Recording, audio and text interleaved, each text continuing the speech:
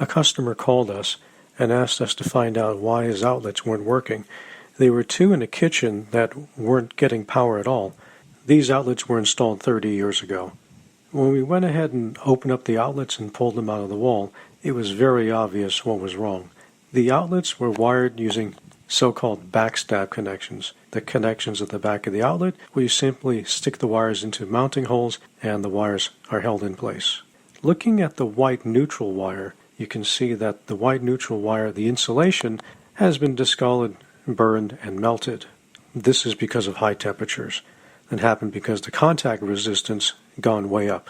And looking at the back of the outlet, you see again the backstab connections, the four holes where the wires get pushed in for quick and easy mounting, and you also see plastic at the back of the outlet burned and melted. Again, this is because the backstab connections were used. The backstab connections never truly make a good, solid electrical contact. Over time, especially something like 30 years, these connections start to loosen up and start making poor electrical contact. And that causes increased resistance, which causes operating temperatures in the wiring to go way up.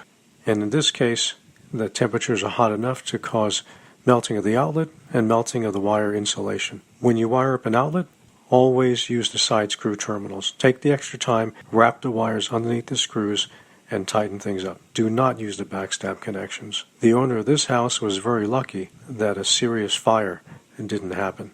It could have burned the whole place down.